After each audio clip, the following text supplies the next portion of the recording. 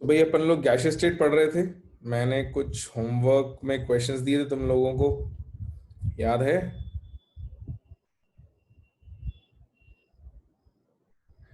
ना, ये क्वेश्चन था और इसके पहले भी एक क्वेश्चन था। तो पहले ये क्वेश्चन डिस्कस करेंगे, फिर मैं कुछ क्वेश्चंस और दूंगा अभी क्लास में। उसके बाद उसके बाद वो जो मैंने पिछले क्लास में क्वेश्चन होमवर्क दिया था, इसको डिस्कस करेंगे। तो इसको थोड़ा लेट डिस्कस करेंगे।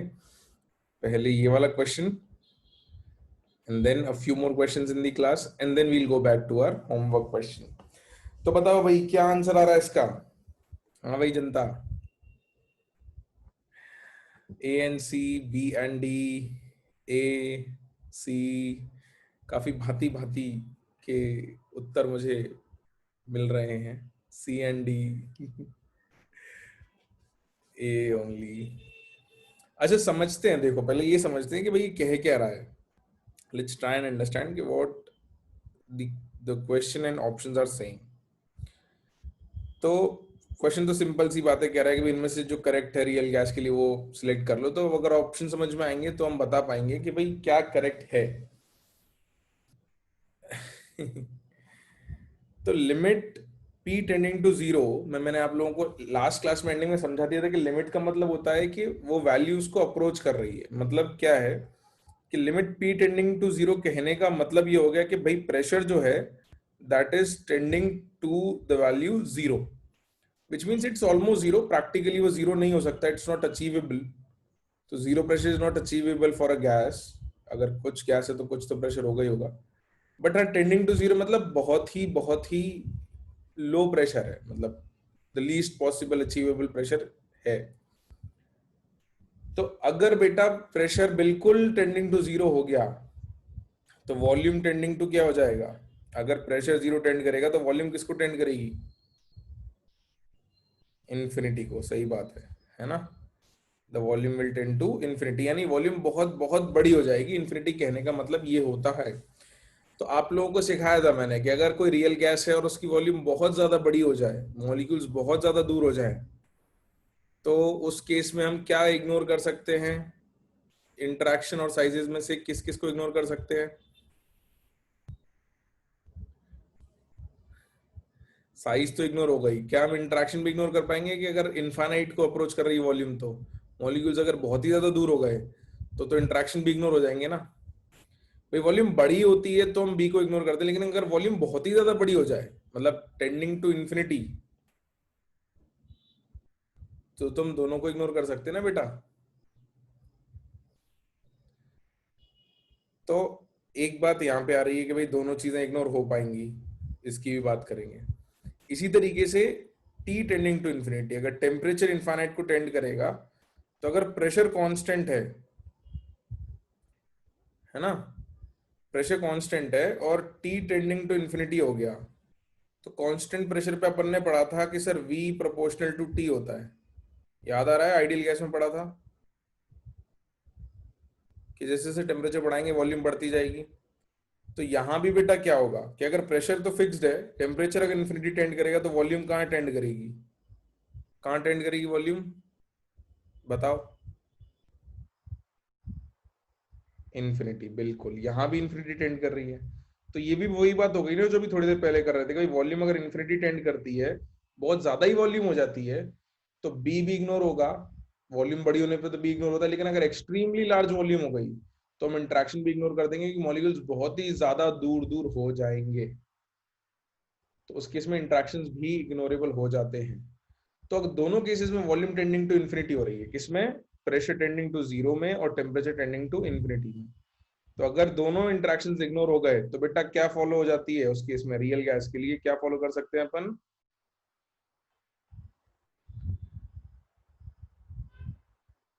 आइडियल गैस इक्वेशन, बिल्कुल। तो ये क्या था? ये सॉल्विंग वाला क्वेश्चन नहीं था, this was understanding based question कि भाई how do you interpret your options, आप ऑप्शंस को कैसे इंटरप्रेट करते हैं। तो अगर टेंडिंग टू इन्फिनिटी वॉल्यूम होगा तो उस केस में हम दोनों को इग्नोर करेंगे और हमारा आंसर आएगा ए और सी। ये आएगा। बी और डी क्यों नहीं आएगा वो भी समझ लेते हैं। Let's see why B and D are not options. Volume tending to zero, तो बेटा ये V टेंडिंग टू इन्फिनिटी की उल्टी बात है या नहीं है?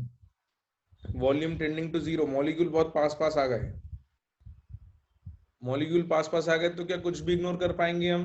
क्या हम साइज या अट्रैक्शन में से कुछ भी इग्नोर कर पाएंगे? नहीं कर पाएंगे, तो ये तो हो नहीं सकता। और टेम्परेचर टेंडिंग टू जीरो, तो फिर वही बात, टेम्परेचर टेंडिंग टू जीरो तो मतलब वॉल्यूम भी क्या हो जाएगी, टेंडिंग टू जीरो आ जाएगी, because T proportional to V है।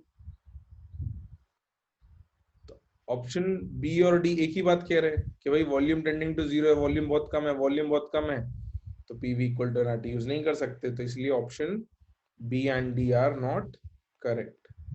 ऑल राइट, तुम लोग आंसर तो टिक कर लो, साथ में कुछ स्टेटमेंट अपनी रिमेम्बरेंस के लिए लिखना चाहो तो लिख सकते हो, या नीचे थोड़ा सा लिख लेना चाहिए, जिससे फ्यूचर में कभी पढ़ो तो तुमको याद रहे कि क्या लॉजिक सीखा था हमने।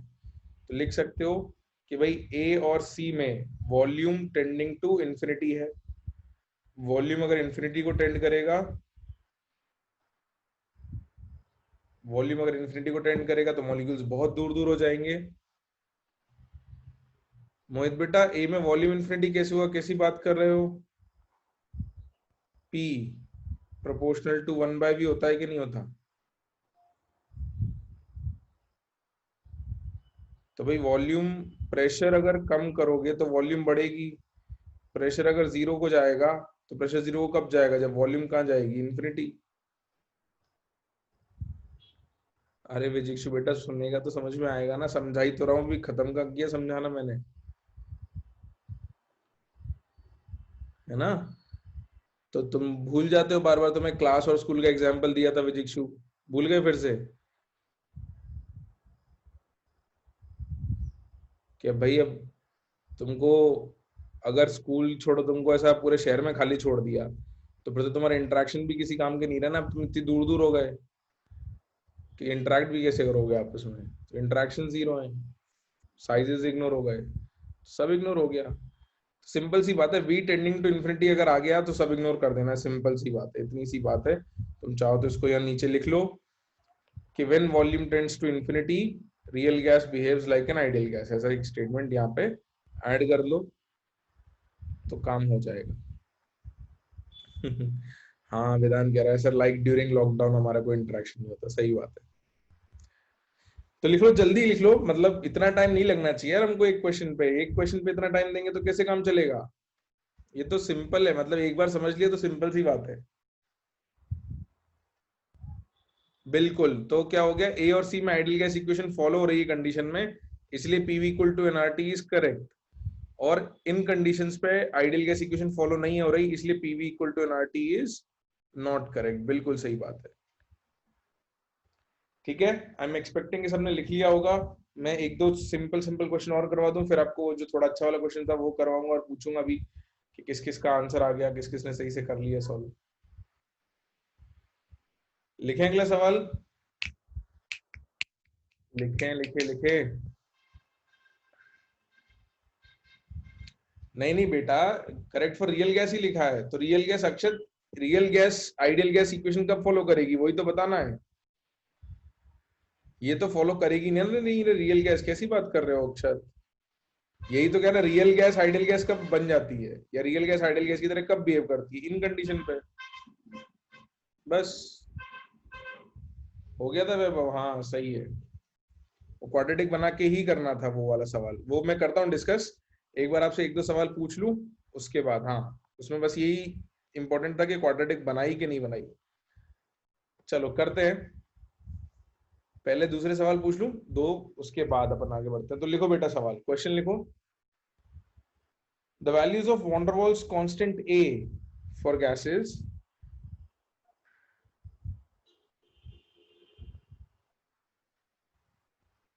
the values of van der Waals constant A for the gases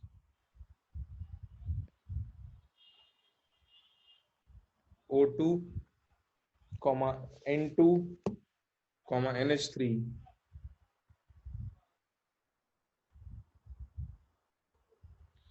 and CH4 are 1.36, 1.39, 4.17 and 2.253, इसके आगे आपको यूनिट लिखनी है। तो यूनिट मुझे बताओ तुम लोग, उसके बाद में सवाल बताओ।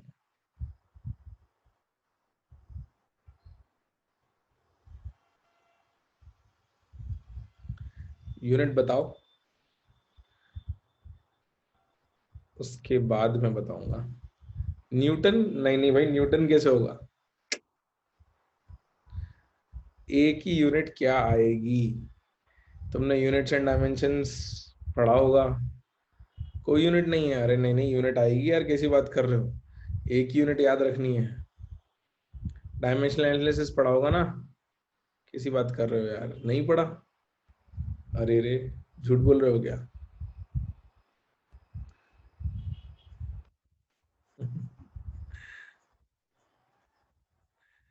अच्छा अच्छा ठीक है, बाकी ये कोई बात नहीं, चलो ठीक है, तो मैं ही थोड़ा सा कॉन्सेप्ट बता देता हूँ।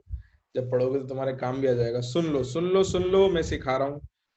I am telling you, I am explaining you. सुन लो, सवाल उसके बाद करेंगे। एक ही आपको यूनिट पता करनी है ना? रुक जाओ रुक जाओ रुक जाओ। तो आपने एक्सप्रेशन लिखा था P plus AN² bye V², ये एक्सप्रेशन लिखा था। अब पॉइंट ये है बेटा कि प्रेशर की जो यूनिट आएगी, अगर उसी यूनिट में ये टर्म आएगा तो ऐड हो पाएगा, वरना ऐड ही नहीं हो सकता। ये बात समझ में आती है? You can add 10 meters to 5 meters. You cannot add 10 meters to 10 kg. Unit अलग अलग है तो they can't be added, they can be multiplied और divided but they can't be added, right? इसका मतलब क्या हुआ कि इस पूरे टर्म की जो यूनिट आनी है वो किसके बराबर आनी चाहिए? प्रेशर की यूनिट के बराबर। तो यहां से हम लिखेंगे कि unit of AN² by V² should be equal to, ATM में लिख लेते हैं, है ना? प्रेशर ATM में ले लेते हैं, इज इक्वल टू ATM। अच्छा, इसमें ए की यूनिट पता करनी है, तो unit of a into n जो है, ये बेटा किस यूनिट में? मोल में। एन इज मोल्स, तो इसको लिख देते हैं मोल्स का स्क्वायर। तो मोल का स्क्वायर अपॉन वी जो है, ये वॉल्यूम है। तो अगर प्रेशर एटीएम में लेते हैं तो वॉल्यूम किस यूनिट में लेते हैं? लीटर में। वॉल्यूम लीटर में लेते हैं एटीएम के साथ, बिल्कुल। तो यहां लिखेंगे अपन वॉल्यूम की यूनिट लीटर का square is equals to ATM. तो यूनिट ऑफ ए क्या निकल के आई? एटीएम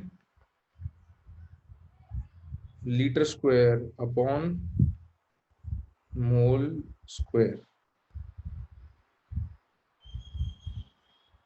यही आया, एटीएम लीटर स्क्वायर पर मोल स्क्वायर। तो यही यूनिट हम लिखेंगे क्वेश्चन में, एंड 2.253 एटीएम लीटर स्क्वायर पर mole square.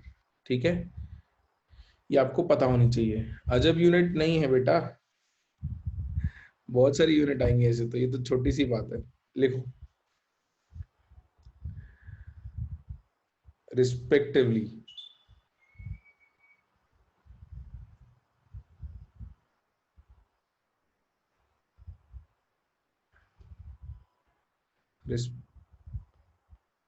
Respectively full stop.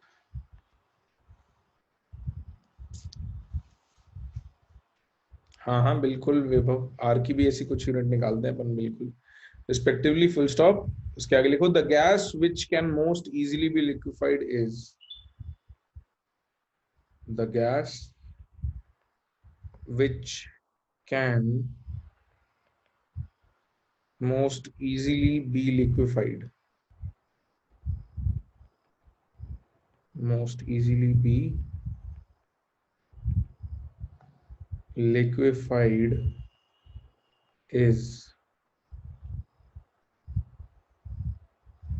your options are A, O2, B, N2, C, NH3 या फिर D, CH4। इनमें से कौन सी गैस?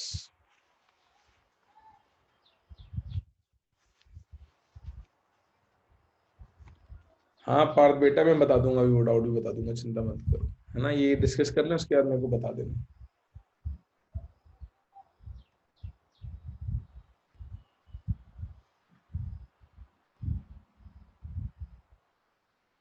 तो कुछ लोग कह रहे हैं NH3, कुछ लोग कह रहे हैं CH4, कुछ लोग कह रहे हैं O2। कुछ लिखवाया था बेटा मैंने आप लोगों को, there was something that we wrote कि ए जो है वो किस पे डिपेंड करता है, ए जो है वो किस पे डिपेंड करता है, इंटरैक्शन पे। तो जिस गैस के फोर्सेस ऑफ इंटरैक्शन या अट्रैक्शन ज्यादा होंगे, उस गैस के लिए ए की वैल्यू ज्यादा होगी या कम होगी? ज्यादा आएगी। मैंने बताया था, ये याद रखना। अगर आपको अभी भी कंफ्यूजन होता है तो इसको स्टेटमेंट को लिख लो कि जिस गैस के लिए ए की वैल्यू ज्यादा है उसका बॉइलिंग पॉइंट हायर आएगा या उसमें फोर्स ऑफ इंटरेक्शन ज्यादा होंगे। डायरेक्टली लिख सकते हो। तो सबसे बड़ी ए की वैल्यू किसके लिए बेटा, देखो जरा इसमें, which of these gases has the highest value of a?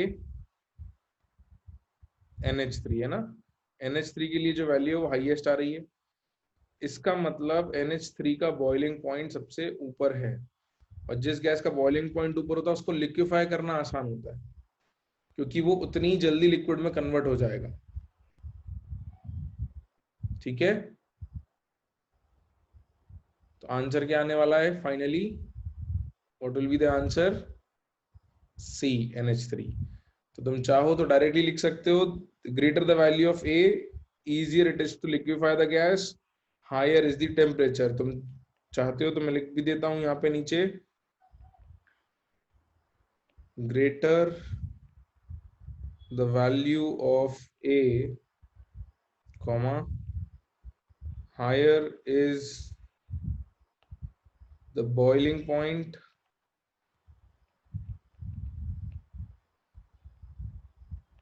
easier it is to liquefy the gas, easier it is to liquefy the gas।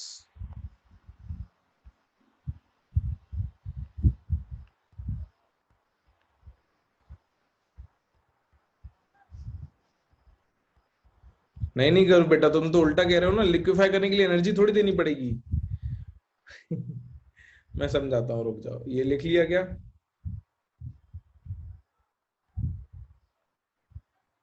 मैं समझाता हूँ कि ये बॉइलिंग पॉइंट हायर है तो इजी कैसे, बिल्कुल समझाता हूँ। लिख लिया?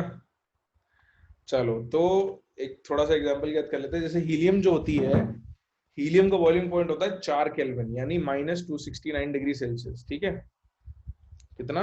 -269 डिग्री सेल्सियस हीलियम के लिए।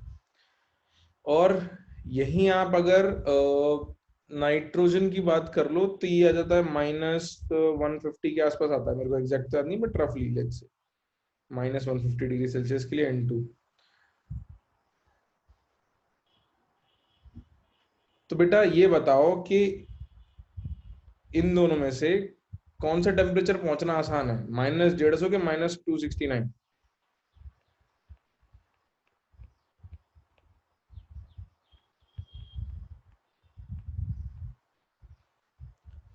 -150 पहुंचना आसान है ना। तो बॉइलिंग पॉइंट तुमको क्या लगता है सुनते ही कि सर वो तो गर्म करना पड़ेगा? यहाँ गर्म नहीं करना, गैसेस को लिक्विफाई करने के लिए बॉइलिंग पॉइंट मतलब ठंडा करना है, उल्टा जाना है। तो जिसके लिए कम ठंडा करना पड़े उसको लिक्विफाई करना आसान है।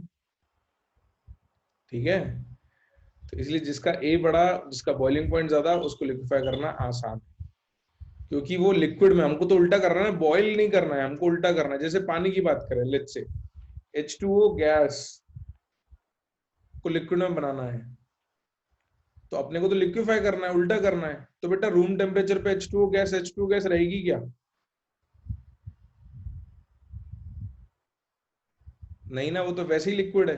तो इसको तो लिक्विफाई करना बहुत ही आसान हो गया ना, हमको कुछ करना ही नहीं है, रूम टेम्परेचर पे रखा है, अपने आप ही लिक्विड बन जाएगा, right.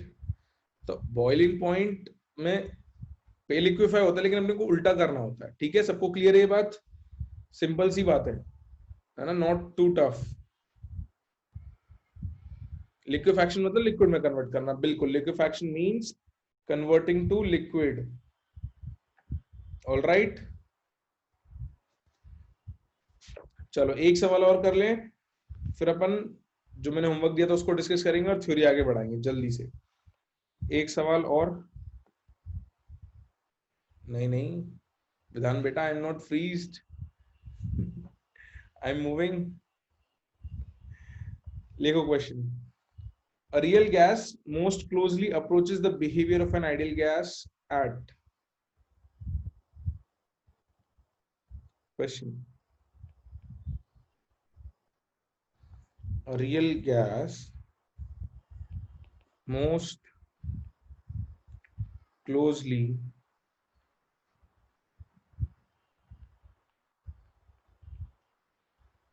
approaches the behavior of an ideal gas at. आपको कुछ ऑप्शंस दे रखे हैं। A 15 atm and 200 Kelvin. B 1 atm and 273 Kelvin.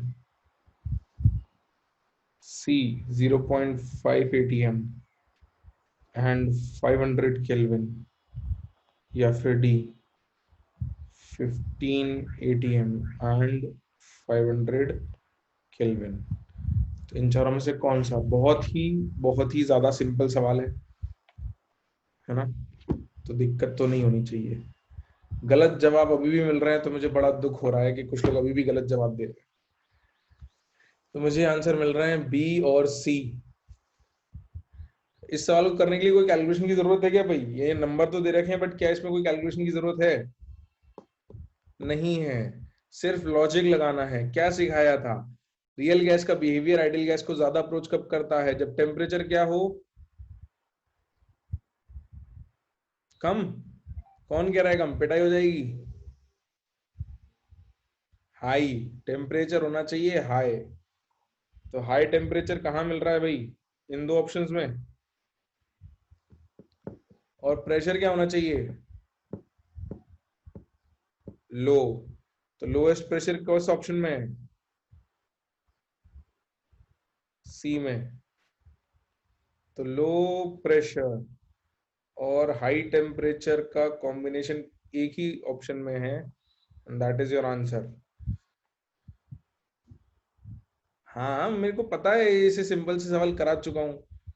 मतलब ये इसलिए तो दिया था मैं कि एक्सपेक्ट कर रहा था कि सब लोग सही जवाब दें, फिर भी गड़बड़ करी। गलत बात, बहुत ही गलत बात है। सामने होते तो तुम्हारी डंडे से पिटाई होती एकदम अच्छे से।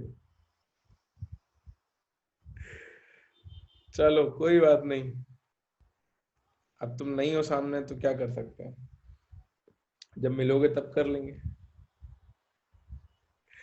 ठीक है, आ जाओ फटाफट से, अपना एक सवाल बचा है उसको डिस्कस करें यार, फिर अपने को आगे बढ़ना है, थ्योरी को आगे बढ़ाएं।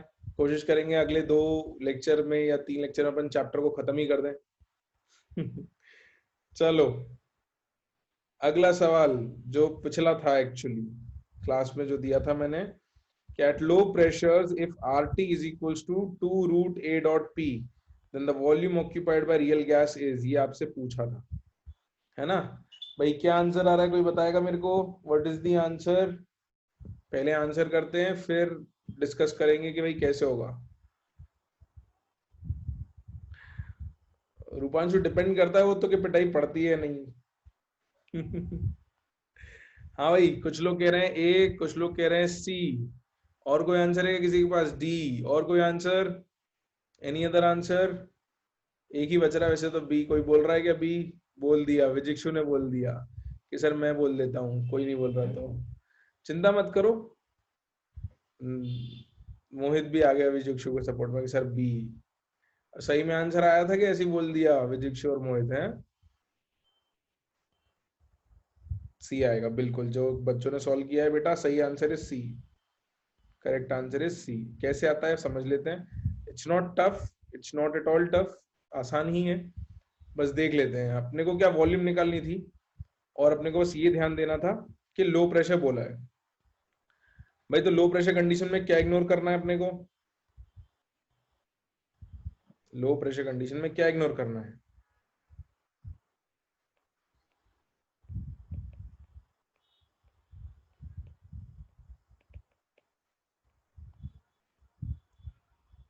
साइज, बिल्कुल। Ignoring b. Therefore P plus क्या मिल गया? अपनी इक्वेशन क्या बन जाएगी? A by V square into V is equal to R T. ये इक्वेशन बनेगी। अब इसको अपन v को मल्टीप्लाई करके रीअरेंज कर लेते तो अपने को इक्वेशन मिल जाती P V plus a upon V is equals to R T. अब v को दूसरी तरफ ले जाना है अपने को। ये जो v है इसको दूसरी तरफ ले जाना है तो एलसीएम लेना पड़ेगा। तो फटाफट से एलसीएम ले लेते हैं। एलसीएम लेके अपने को मिल जाता है P V square plus a upon V is equals to R T, या P V square plus a is equals to V R T.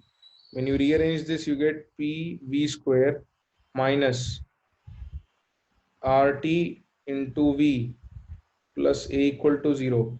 तो बेटा ये v में क्वाड्रेटिक हो गई, ये इक्वेशन क्वाड्रेटिक इन v हो गई, और वॉल्यूम ही निकालनी थी अपने को, है ना? और क्वाड्रेटिक सॉल्व करनी तो अपने को आती है। तो v is equals to minus b मतलब minus of minus R T plus minus under root b square, यानी माइनस आर टी का स्क्वायर तो R square T square -4ac कर दें तो -4 a p हो गया, और अपॉन 2a p। अब इसमें अपने को बस कंडीशन लगा देनी है जो अपने को दी हुई थी। तो सिंस क्या कंडीशन दी थी अपने को सवाल में? श्रीधराचार्य फॉर्मूला, सही बात है। क्या कंडीशन दी थी भाई सवाल में? कहाँ गया सवाल, जल्दी बताओ। R T is equal to 2√a.p, बिल्कुल। R T is equal to 2√a.p, therefore R square T square is equal to 4ap। इसको सॉल्व कर दो तो तुम्हें आंसर मिल जाएगा। ये टर्म 0 हो जाएगा, ये टर्म 0 हो गया। दिख रहा है ना सबको? किसी को डाउट तो नहीं है ना? है ना? ये और ये इक्वल आ जाएंगे इसकी मदद से, तो ये टर्म 0 हो गया, ये टर्म 0 हो गया, तो minus minus plus R T upon 2p तुम्हारा आंसर आ जाएगा। बिल्कुल, बस यही समझना था कि क्वाड्रेटिक बनानी और कुछ नहीं करना था। v इज इक्वल्स टू, अगर क्वाड्रेटिक तुमने बना ली होगी तो बहुत ही सिंपल हो गया होगा, R T by 2p। This is your answer. ठीक।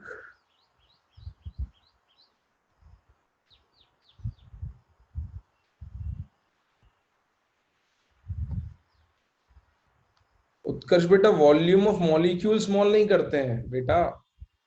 अपन क्या करते हैं कि हम ये कहते हैं कि कंटेनर इतना बड़ा हो गया कि मॉलिक्यूल की वॉल्यूम को हम इग्नोर कर सकते हैं, है ना? पहले भी कोई कह रहा था कि सर वॉल्यूम इनफाइनाइट होगी तो मोल्स इनफाइनाइट हो जाएंगे। बेटा मोल्स तो गैस के कुछ फिक्स लोगे ना तुम, मोल्स थोड़ी बढ़ाते जाओगे। तुम ऐसा थोड़ी कर रहे हो कि तुम मोल्स को ऐड करते जा रहे हो।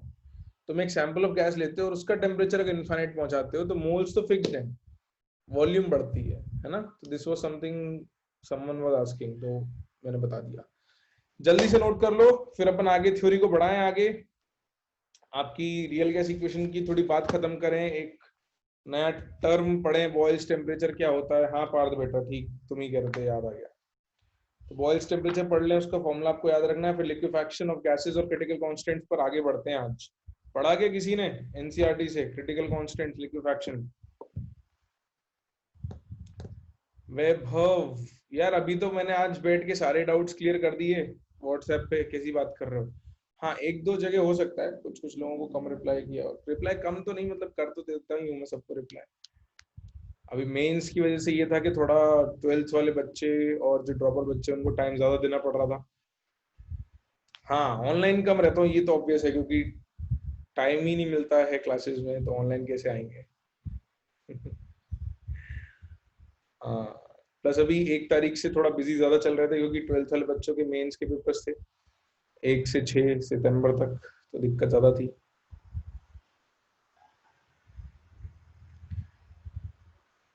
चलो भाई, लिख लिया क्या सबने? ये बताओ, नोट कर लिया? मैंने स्क्रॉल अप भी कर दिया। Utkarsh Singh, there is no proper timeline atomic structure, मतलब किस चीज की टाइमलाइन नहीं है बेटा?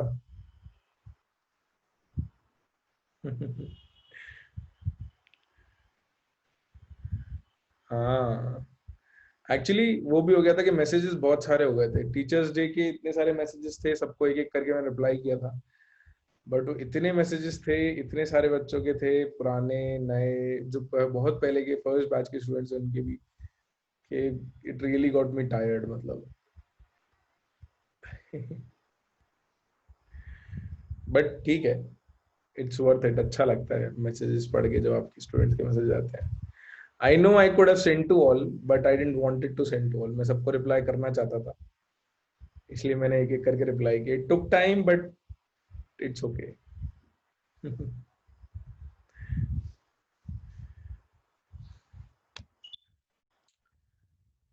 हाँ भाई लिख लिया सबने?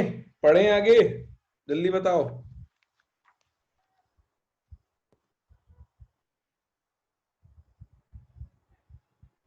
हाँ वो हो सकता है उत्कर्ष, बिल्कुल। चलो let's move ahead, let's get ahead. हम लोगों ने बेटा 3 पॉइंट लिख लिए थे, याद आ रहा है सबको कि हम लास्ट लेक्चर में कहाँ कहाँ थे? हमने रियल गैस इक्वेशन को अलग अलग कंडीशंस में पढ़ना शुरू किया था, मैं एक बार रिकैप करा देता हूँ। लो प्रेशर पे क्या बन जाएगी इक्वेशन, वो देखा था हमने। Z1 से छोटा कैसे आएगा ये लिखा था। और फिर हाई प्रेशर पे क्या इक्वेशन बनती है उसके लिए हमने Z लिखा था। फिर थर्ड कंडीशन हमने देखी थी कि अगर टेम्परेचर हाई और लो प्रेशर दोनों कंडीशन ले लें तो हम आइडियल गैस पे आ जाते हैं, उसके लिए हमने इक्वेशन लिखा था। फिर एक लास्ट चीज बच जाती है, सिर्फ दो ऐसी गैसेस हैं जिनके ग्राफ बाकी सबसे थोड़े अलग आते हैं, तो इसलिए उनके लिए हम लोग एक एक्स्ट्रा पॉइंट लिखेंगे, fourth, for H2 and He, for H2 and He। तो बाकी सब गैसेस के जो ग्राफ्स थे, जो बाकी सब गैसेस के ग्राफ्स थे वो पहले नीचे जाते हैं फिर ऊपर आते हैं। हाइड्रोजन और हीलियम के लिए जो ग्राफ है वो ऊपर ही जाते हैं। याद है जब हमने ग्राफ बनाए थे तो Z वर्सेस P का जो ग्राफ था, Z वर्सेस P का जो ग्राफ था, उसमें बाकी गैसेस के ग्राफ इस तरीके से थे ना, नीचे जाके ऊपर आ रहे थे। और हाइड्रोजन और हीलियम के ग्राफ ऐसे थे, H2 और He, ऐसे ग्राफ थे, राइट। हम्म। तो ये ग्राफ और एक्सप्लेन करना है अपने को वॉन डॉल इक्वेशन का लेके, कि वॉन डॉल इक्वेशन से अगर हम समझाना चाहें तो ग्राफ तो एक्सपेरिमेंटल है, ये तो मतलब फैक्ट है कि ऐसा ग्राफ बनता ही है। हम बस अपनी जो मैथमेटिकल इक्वेशन है उससे इसको समझाना चाह रहे हैं कि इन दोनों को और कैसे समझाओगे ये और बता दो। तो वैसे समझाएंगे कि H2 और हीलियम जो होते हैं इनके बॉइलिंग पॉइंट बहुत ही एक्सट्रीमली लो है, these are the lowest boiling point gases, यानी कि इनके इंटरेक्शंस जो हैं गैसेस के वो लीस्ट है। जो हमारे पास सारी गैसेस उनमें सबसे लीस्ट इंटरेक्शंस हाइड्रोजन और हीलियम के ही हैं। तो अपन क्या लिखेंगे, लिखो, इसमें बच्चों ग्राफ बनाने की जरूरत नहीं है, ग्राफ में हटा देता हूँ, ये बस रिमाइंड कराने के लिए था। याद आ गया ना सबको? डिलीट कर दूं ना ग्राफ? जल्दी नहीं बेटा, लेट लिक्विफाई होते हैं ये, इनके इंटरेक्शंस नेग्लिजिबल होते हैं। तो इसमें लिखो the value of a is extremely small for these gases, the value of van der Waals constant a लिख दो, van der Waals constant a is extremely small for these gases as they are difficult to liquefy, that is forces of attractions are almost zero, therefore अच्छा दिख नहीं रहा, रुको एक second, let me री share the screen तो दिख जाएगा। ठीक है, अब दिख रहा है? हाँ, तो ये मैं कह रहा था कि the value of van der Waals constant a is extremely small for these gases as they are difficult to liquefy, that is force of attractions are almost zero, therefore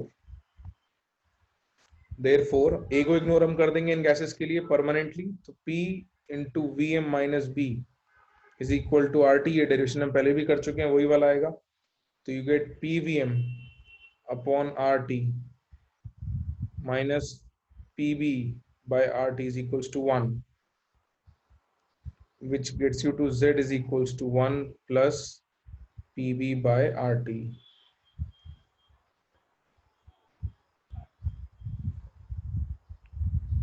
For H2 and HE.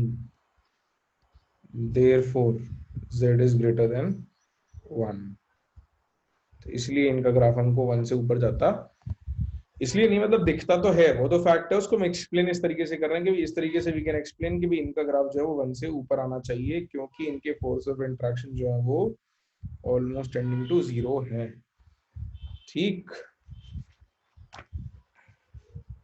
लिख लिया जाए इसको जल्दी से, एक सवाल और कर लेते हैं इसके ऊपर।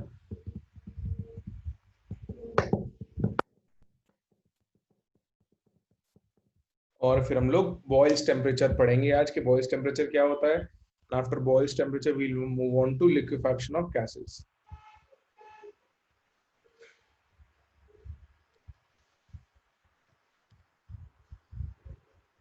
This can also be explained by limits, मतलब क्या है विधान बेटा, समझा नहीं? जल्दी से नोट कर लो, मुझे बता दो कि नोट हो गया है तो अपन आगे बढ़े।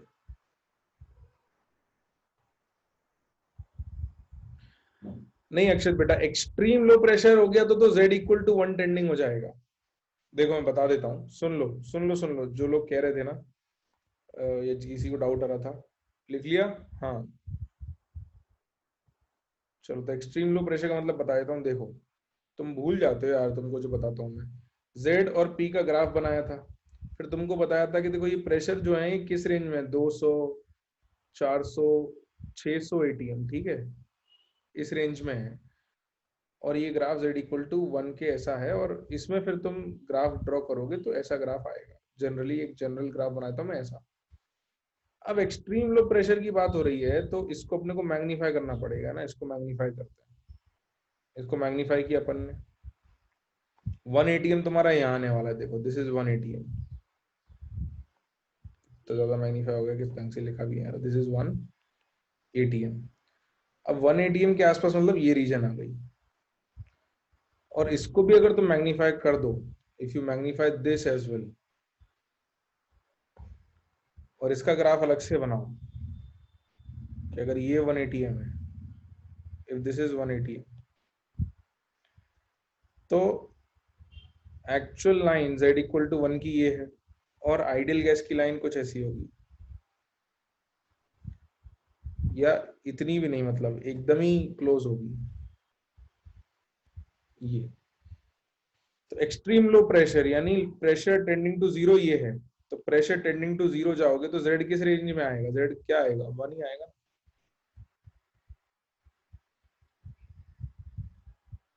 यही वो लिमिट भी थी कि भाई पी टेंडिंग टू जीरो, मतलब यहाँ की बात हो रही है इस रीजन की। तो यहाँ तो Z1 है ना, गैस आइडियल की तरह बिहेव कर रही है। तो यही वो तुमसे सवाल भी पूछा था। कौन सा? ये वाला देखो, पी टेंडिंग टू जीरो का मतलब क्या था, ये देखो, पी टेंडिंग टू जीरो, तो आइडियल की तरह बिहेवियर आ रहा है। बस इस तरीके से समझ सकते हैं। समझ में आया? वो कंफ्यूजन बस इसलिए रहता है क्योंकि हम स्केल्स नहीं देखते कि टेंडिंग टू जीरो का मतलब क्या, मतलब अब हाइड्रोजन के लिए बात करेंगे तो हाइड्रोजन का ग्राफ भी क्या होगा, देखो ऐसा रहेगा।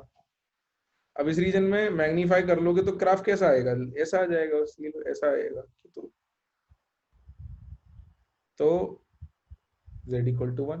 ठीक है, चलो, I guess this should be clear. काफी डिस्कस कर लिया इसको हमने ना। बिल्कुल, तो लेट्स मूव अहेड। और अगली हेडिंग अब हमको लिखनी है बॉय, नहीं नहीं, पहले सवाल लिखना है, भूलवा देते हो तुम, फ्लो बिगड़ जाता है इससे, इसलिए मैं भूल जाता हूँ। चलो लिखो लिखो, सवाल लिखो, याद आ गया मेरे को, नहीं तो तुम एक सवाल से बच जाते, गलत बात है ये। बहुत चंट हो गए हो तुम आजकल, हैं? सवाल बचाने के लिए गलत टाइम पे सवाल पूछ लेते हो, ऐसा है क्या?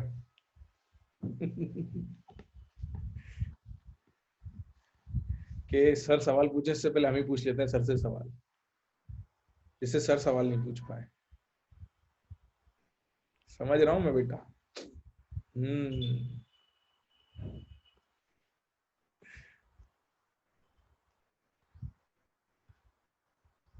कोई नहीं, आओ आओ सवाल करते हैं। नहीं नहीं, मुझे पता है तुम ऐसे मतलब अच्छे बच्चे वैसे फालतू काम नहीं करते, ये तो मैं तुम्हें ऐसे ही थोड़ा मजाक करने के लिए ऐसी बातें बोल देता हूँ। अच्छे बच्चे हो तुम। लिखो क्वेश्चन, लिखो लिखो लिखो लिखो लिखो।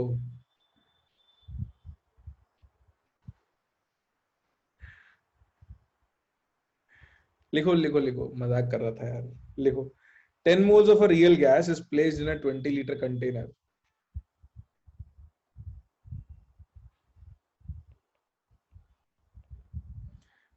10 moles of a real gas is placed in a 20-liter container at T Kelvin. Full stop. Pressure exerted by the gas and its expected pressure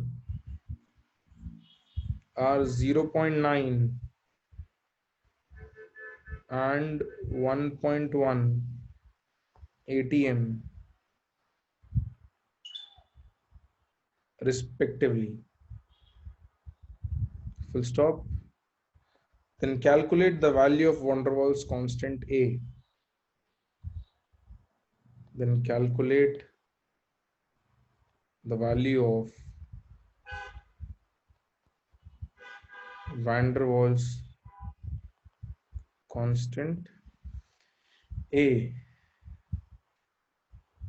और इसमें कोई ऑप्शन नहीं है, आपको डायरेक्टली सॉल्व करके मुझे वैल्यू बतानी है ए की विद यूनिट्स। ठीक है, सवाल मुश्किल नहीं है, आसानी है, बस आपको ये सोचना है कि आपको जब प्रेशर करेक्शन पढ़ाया था तो उसमें मेजर्ड प्रेशर और आइडियल प्रेशर या एक्सपेक्टेड प्रेशर और एक्चुअल प्रेशर क्या थे।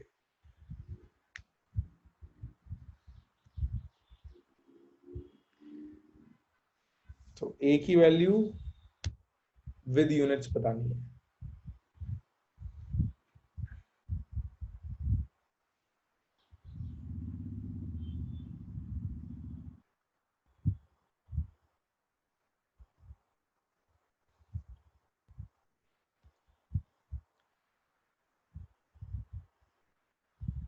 रूपांशु बेटा, पबजी बैन हो गया तो क्या खेलें, ये खेल रहे हैं ना अपन, सवाल सवाल खेल रहे हैं। जल्दी करो सवाल, अभी सवाल करो। पढ़ लिया था मैंने तुम्हारा स्टेटमेंट, मैंने इस रिप्लाई नहीं किया था क्योंकि सवाल पहले करना है। और मेरे पास एक आंसर आ भी गया है वैभव का। सही है वैभव?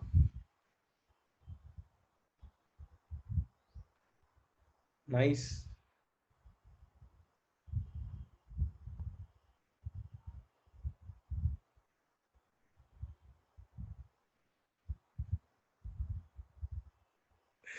दिव्यांशु, बहुत दिन हो गए थे ना तेरे को कुछ बात बोले हुए, तो तूने आज इतना लंबा चौड़ा लिख के बोल दिया है। हाँ भाई, आंसर मेरे पास आ रहे हैं, सही है। तो वैभव, सही है बेटा तेरा आंसर। आयुष ठीक है बेटा, आयुष यूनिट नहीं लिख के बताई, विधान तूने भी यूनिट नहीं लिखी। कोहू बेटा तुम्हारा आंसर सही है, यूनिट नहीं है। आयुष ठीक है। और गर्व यूनिट गलत लिखी है। आयुष अब ठीक है बेटा तेरा। गर्व स्क्वायर नहीं लगाया मोल के ऊपर और लीटर के ऊपर। सौरभ आंसर ठीक है, ओम आंसर ठीक है। तो अपन ने कुछ लिखा था बेटा, क्या लिखा था? P ideal is equals to P real plus a n square by V square लिखा था। याद आ रहा है? ये टर्म पढ़ा था, a n square by V square correction में। बस, तो ये आपका रियल, सॉरी, ये आपका रियल जो मतलब एक्चुअल है। तो प्रेशर एक्सर्टेड इतना है और एक्सपेक्टेड यानी आइडियल का प्रेशर ये है। और दिख भी रहा है कि भाई lower pressure plus something is equal to higher pressure. तो 0.9 plus something is equal to 1.1 आएगा। आयुष ने आज ही नोट्स रिवाइज किए थे, तो फायदा हो गया ना। देख आयुष, नोट्स रिवाइज करने का आंसर आ गया फटाफट से।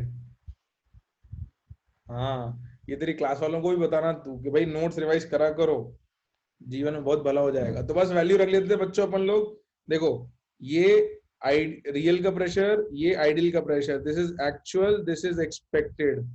तो वैल्यू रख देते 1.1 is equals to 0.9 plus a into n is moles. कितने मोल्स दे रखे हैं क्वेश्चन में? देखो 10 का स्क्वायर कितना कर दूं? गुड, 100 हो गया। और वॉल्यूम दे रखी है 20, इसका स्क्वायर कितना लिख दूं? 400। बस अब इसको सॉल्व कर लेते हैं। तो ये जीरोस कैंसिल हो गए। What you get now is 0.2 is equals to a by 4। और सिंपली आ गया a is equals to 0.8। Unit और लिखनी है, तो यूनिट अभी देखी थी अपन ने, क्या आती है बेटा यूनिट इसकी? एक ही ATM लीटर स्क्वायर पर mole square. That is your answer. तो सिंपल है ना? कितना सिंपल है। बस अगर आपको समझ में आ जाए तो बहुत ही सिंपल सवाल है, समझने की ही जरूरत है बस, और कुछ भी नहीं। ठीक, ओके। तो हमने काफी टाइम स्पेंड कर दिया, काफी क्वेश्चंस कर लिए ऑन रियल गैसेस। और भी बहुत वैरायटी के क्वेश्चंस बन जाते हैं, वो आपको करने हैं। इलस्ट्रेशन सॉल्व करने हैं जो सॉल्व दिए हुए हैं, और भी क्वेश्चंस जो आपके एक्सरसाइजेज में हैं वो सब करने हैं, धीरे धीरे करेंगे। Let's move on to our next topic which is Boyle's temperature. लिखो बच्चों अगली heading, Boyle's temperature, BOYLE'(S), Boyle's temperature, in bracket T subscript B, capital B,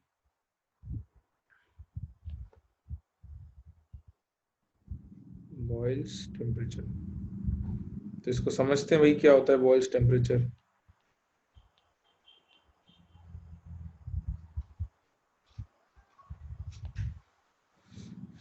हाँ, नई हेडिंग है बिल्कुल।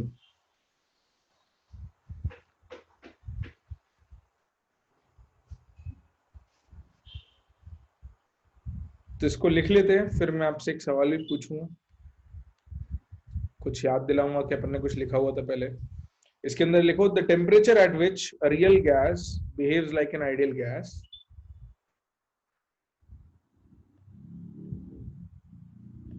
the temperature at which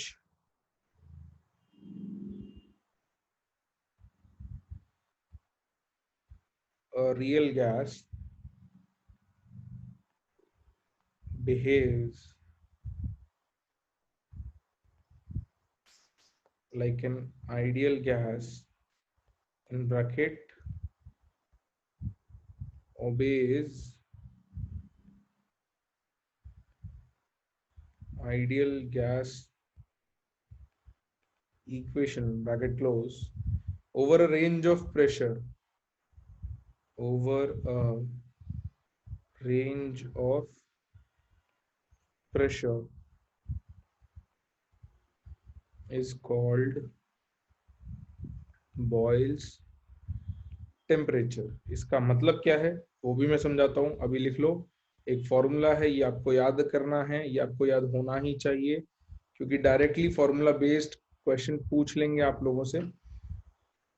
that's why you should know the formula.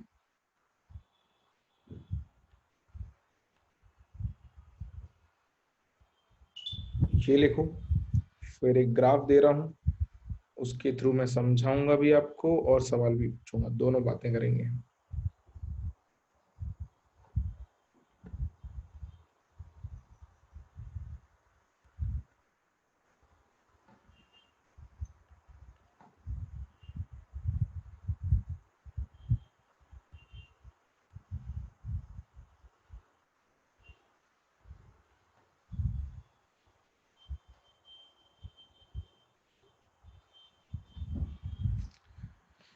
तो यहां आपको एक ही गैस के लिए, फॉर अ गिवन गैस,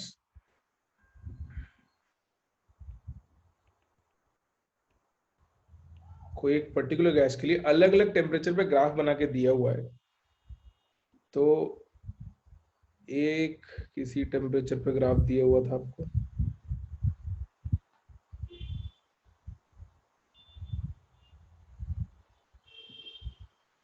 फिर एक किसी और टेम्परेचर पर, और ये किसी और थर्ड टेम्परेचर पे। तो सबसे पहले तो ये बताओ, ये ग्राफ जो है तीन, अगर मैं इनको नंबर कर दूं, अभी ग्राफ बनाना मत, पहले मेरे सवाल का जवाब दे दो। 1 2 3 तुम मत लिखना।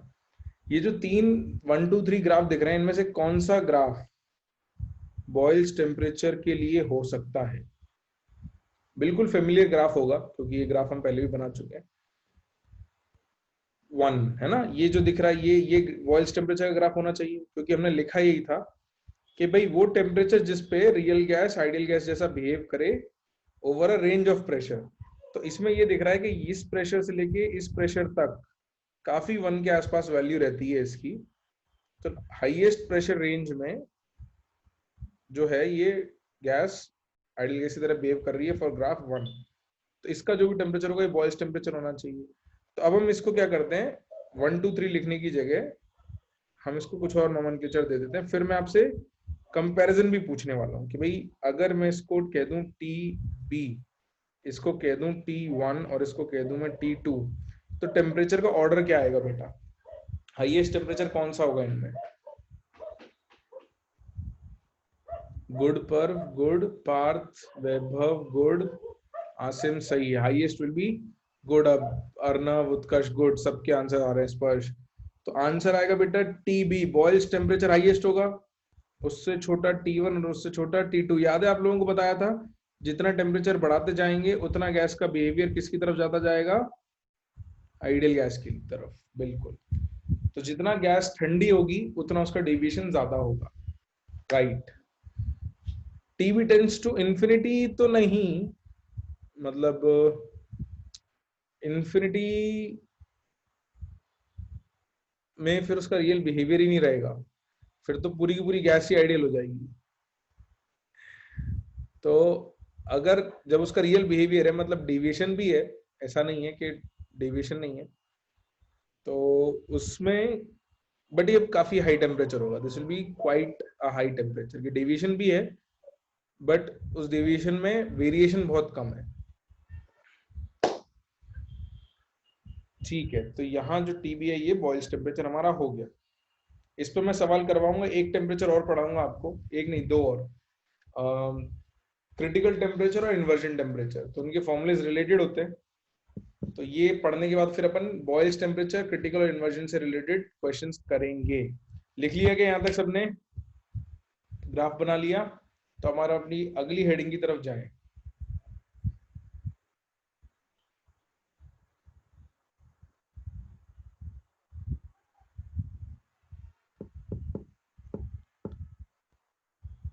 Okay, so the next heading is liquefaction of gases and critical constants. Next heading, ये थोड़ा बड़ा heading रहेगा and probably this is the last big topic of our chapter. इसके बाद बस छोटी छोटी बातें रहेंगी दो तीन, जैसे इन्वर्जन टेम्परेचर की डेफिनेशन, उसका फॉर्मूला, फिर मीन फ्री पाथ्स की डेफिनेशन, उसका फॉर्मूला, कोलिजन पैरामीटर्स का फॉर्मूला, और वो चीजें ज्यादा पूछी भी नहीं जाती हैं, वो कम पूछी जाती हैं, but liquefaction is one thing जो आपको आना चाहिए, ये एनसीईआरटी में दिया हुआ है। This is the last major topic of our chapter, liquefaction of gases and critical constants. तो लिखो, liquefaction of gases and critical constants।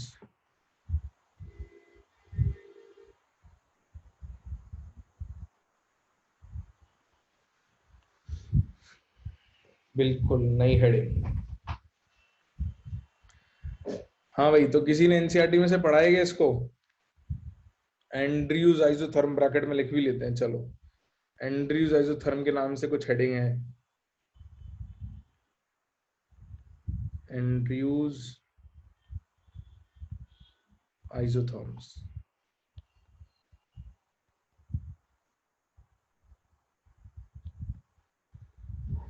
Arnab ने पढ़ा था, और किसी ने पढ़ा है?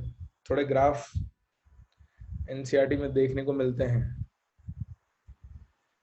और दिखने में थोड़े कंफ्यूजिंग से लगते हैं कि ये समझ में नहीं आ रहा है चल क्या रहा है ग्राफ। कार्बन तो नहीं, CO2 का था बेटा अर्नब, CO2 का, कार्बन डाइऑक्साइड का था। चलो, तो इसको लिखना शुरू करते हैं। आई गेस मैं तुमको एक काम करूंगा, आज पूरी बातें नहीं समझाऊंगा इसकी, क्योंकि मैं चाहता हूं कि तुम थोड़ा इसको रीड करो। So what we'll do is कि I introduce you to the graph, और फिर I ask you to read also, तो I give this as a homework. तो लिखना शुरू करते हैं। आधी चीजें मैं बताऊंगा और आधी चीजें पहले आपको पढ़ने के लिए बोलूंगा कि थोड़ा पढ़ो, फिर मैं समझाऊंगा उनको। I want you to read it, make some conclusions, कुछ सही बनाओ कुछ गलत बनाओ, अपने दिमाग में कुछ थॉट लाओ, कुछ सही होंगे कुछ गलत होंगे, क्या सही है क्या गलत है उसको हम अगली क्लास में बिल्कुल डिस्कस करेंगे। तो मैं चाहता हूं कि तुम पहले अपने थॉट्स बनाओ। लिखो, in 1869 Thomas Andrew carried out experiments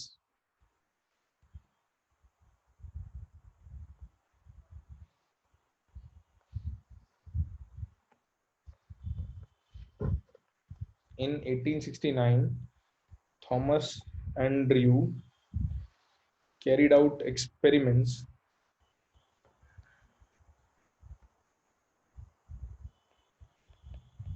in 1869 Thomas Andrew carried out experiments and measured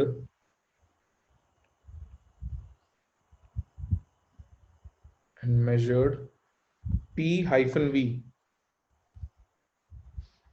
नहीं नहीं, डेट नहीं पूछेंगे, आप हिस्ट्री की टेंशन मत लो कि ये डेट वेट तो बस अपन ने लिख ली है कि कितना पुराना एक्सपेरिमेंट है, ये समझने के लिए कि कितने टाइम पहले भी लोग इतनी डिटेल एक्सपेरिमेंट्स कर लेते थे कि आज भी आपको बोला जाए करने को तो मुश्किल हो जाए। तो इसलिए लिखा है, उसको रटने की जरूरत नहीं है। आपसे हिस्ट्री नहीं पूछेंगे कि कौन से साल में। लो ईशान, लगा दिया कॉमा, बस good. PV measured P-V PV relations for CO2.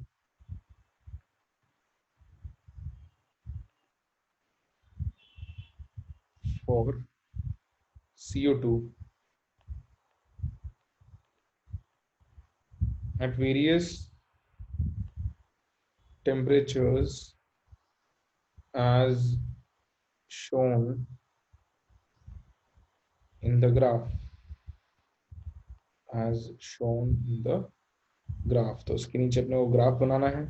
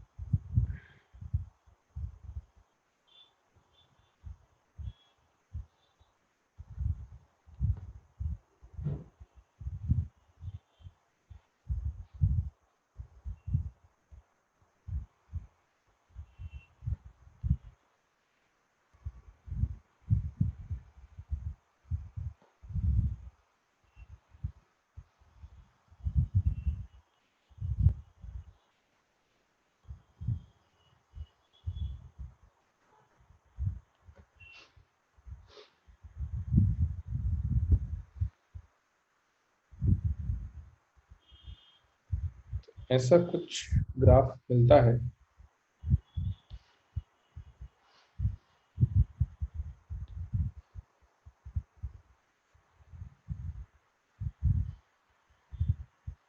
और यहाँ टेम्परेचर्स क्या होते हैं वो भी हम लिख लेते हैं. तो let's call this as T4, T3, TC, T2 and T1. कुछ पॉइंट्स हम मार्क कर लेते हैं.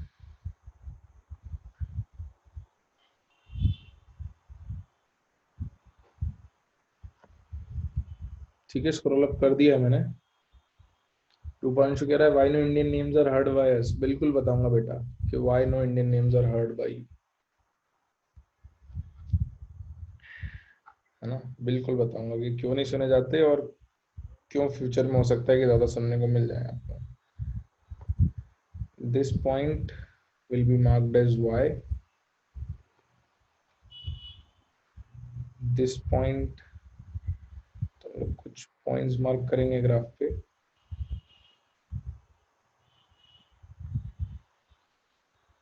A, B, C and D.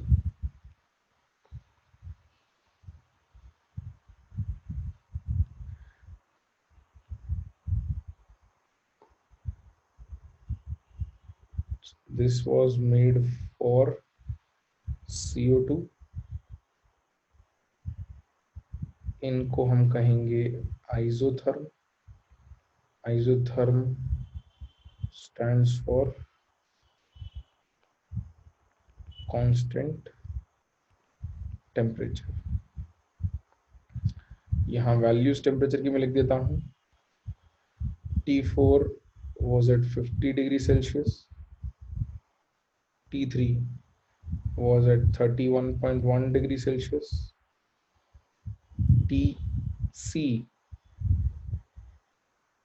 was at 30.98 degrees Celsius, T2 was at 21.5 degrees Celsius।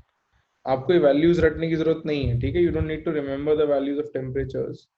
हमको ग्राफ समझना है, उसमें TC क्या होता है वो हमको समझना है। तो इस टाइप की चीजें हम समझेंगे।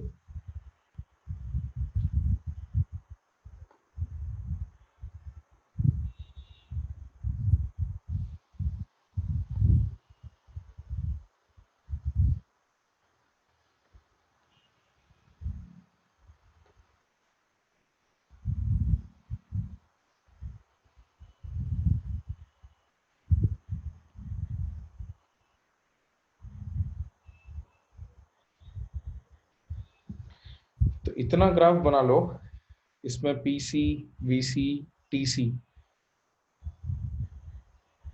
TC है बेटा, this is TC not T6।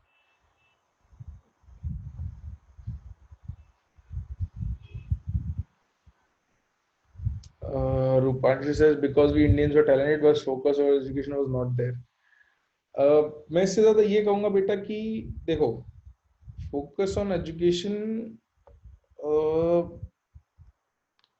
देखो रिसर्च इज अ लग्जरी, है ना। कोई आदमी रिसर्च या साइंस को तब परस्यू कर सकता है जब उसको उसके जीवन में खाने पीने की दिक्कतें ना हो। और ये जो जिस टाइम की बात हो रही है, जैसे तुम डेट्स देखोगे तो ये ज्यादातर रिसर्च जो है वो 18th 19th और 20th सेंचुरी की है। And for most part of it these centuries, मतलब 20th सेंचुरी में आधा सेंचुरी और 19th और 18th सेंचुरी में we were slaves to other civilisations. तो जब आप स्लेव होते हो तो आपको ना तो लिबर्टी होती है, ना आपको रिसोर्सेज दिए जाते हैं रिसर्च करने के लिए। तो जब तक आपके पास ना लिबर्टी है ना रिसर्च है, तो कहाँ करेंगे। तो इस वजह से ये नेम्स आपको नहीं सुनने को मिलते हैं मॉडर्न साइंस में।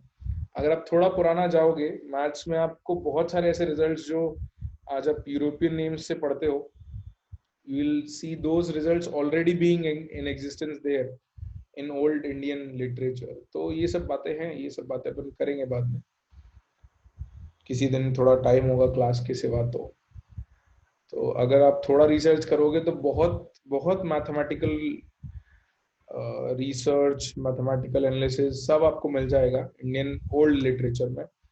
क्योंकि वो आप पढ़ते नहीं हो इसलिए आप नाम नहीं सुनते हो। आप थोड़ा पुराना इंडियन लिटरेचर पढ़ो तो आपको बहुत साइंस और टेक्नोलॉजी में नाम मिलेंगे, बिल्कुल। रूपांशु देखो, IQ ठीक है, मतलब एक काम करते हैं, पहले पढ़ लेते हैं, बातें क्लास के एंड में करेंगे। Let's study first, will talk about this at the end of the class. हाँ भाई, ये ग्राफ बनाओ, ये सब लिख लो जल्दी से। तो फिर मैं एक दो लाइनें तो लिखवा देता हूँ। ग्राफ में पूरा नहीं समझाऊंगा आज, जानबूझ के मैंने पहले ही कहा था आपको कि मैं चाहता हूं कि आप सब इसको थोड़ा सा रीड करके आओ, उसके बाद मैं आपको पूरा एक्सप्लेन करूंगा। I will not explain it completely. बना लिए सबने ग्राफ?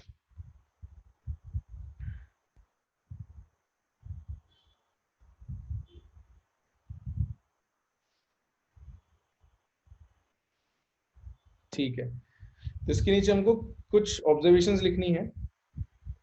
तो उसके नीचे नेक्स्ट लाइन में लिखो, from the graph we observe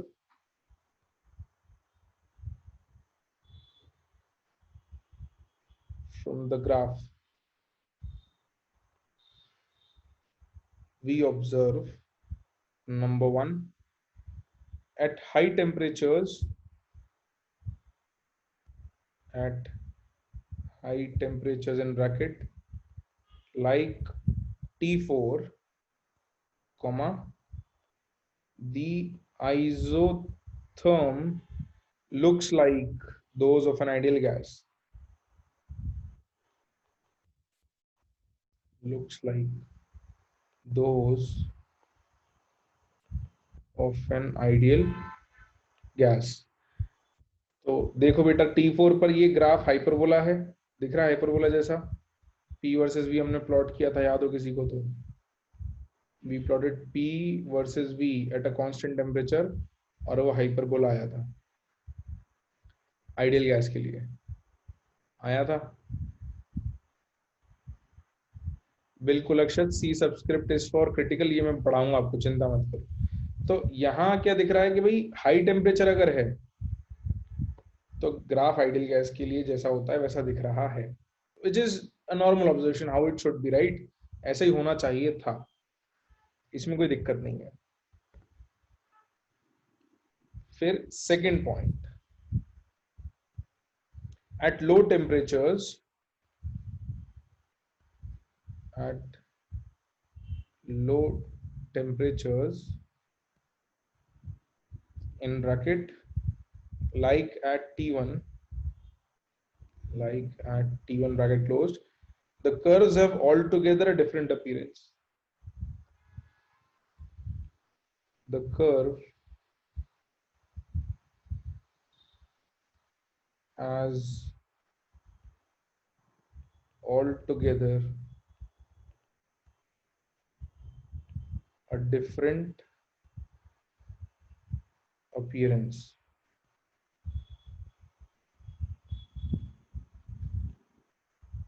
तो T1 के ग्राफ में हमने कुछ पॉइंट्स मार्क कर रखे हैं, A से B, B से C और C से D। तो T4 पे तो बढ़िया हाइपरबोलिक ग्राफ है, T1 पे शुरू में थोड़ा हाइपरबोला बन रहा था, फिर ये कुछ डॉट्स आ गए, चेंज हो गया, C आ गया, फिर ये थोड़ा अलग हो गया। तो ये कुछ अलग सा ग्राफ है, इसमें सेक्शंस को हम डिस्कस करेंगे, A से B सेक्शन क्या है, B से C क्या है और C से D क्या है। इस ग्राफ में मैं आपकी हिंट के लिए एक चीज और लिख देता हूँ, ब्रैकेट में लिख लेना L in equilibrium with V, इस टाइप से लिख लो, है ना, ग्राफ में L in equilibrium with V, इसको और लिख लो, ये मैं समझाऊंगा भी आपको कि इसका मतलब क्या है।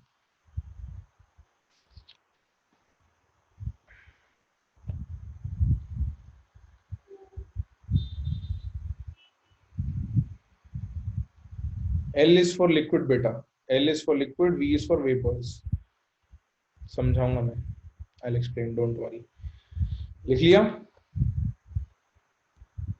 अपीयरेंस। तो सेकंड पॉइंट में अब नेक्स्ट लाइन में करके लिखना है आपको, curve A to B, curve A to B colon is gaseous state। तो जो ग्राफ A से B बन रहा है वो गैशियस स्टेट के लिए बन रहा है, और यहाँ पे प्रेशर इंक्रीज करने पर वॉल्यूम डिक्रीज हो रही है। If you increase pressure, pressure बढ़ाओगे तो वॉल्यूम कम होगी। जो दिख भी रहा है A से B गए तो प्रेशर बढ़ गया और वॉल्यूम कम हो गई। Pressure increases, volume decreases, gaseous behaviour यहाँ पे हमको दिख भी रहा है, ये हाइपरबोला जैसा है, right?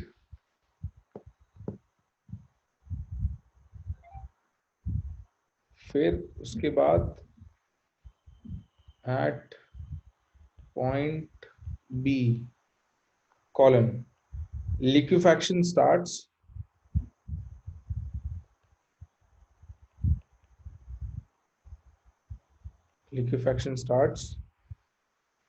comma, volume decreases rapidly at constant pressure। Point B पे लिक्विफेक्शन स्टार्ट होता है, वॉल्यूम डिक्रीज होती है rapidly at constant pressure,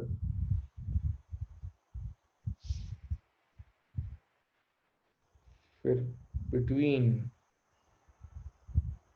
B and C,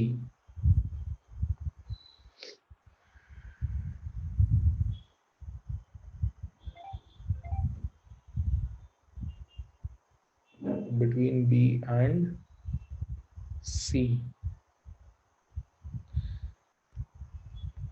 तो लिख लिया क्या यहां तक?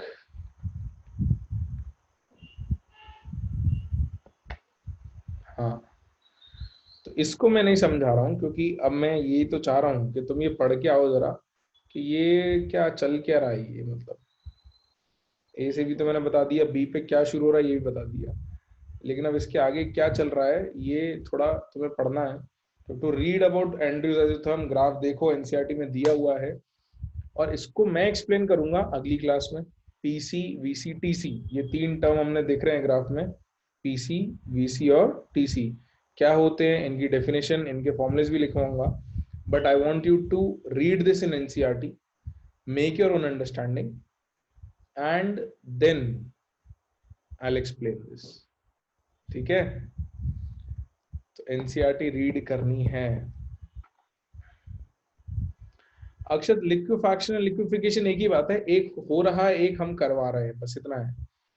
लिक्विफैक्शन और लिक्विफिकेशन एक ही सी बात है। ठीक है, तो आज की थ्योरी को हम यहां पर एक अल्प विराम दे देते हैं।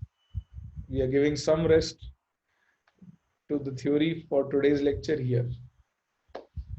ठीक है।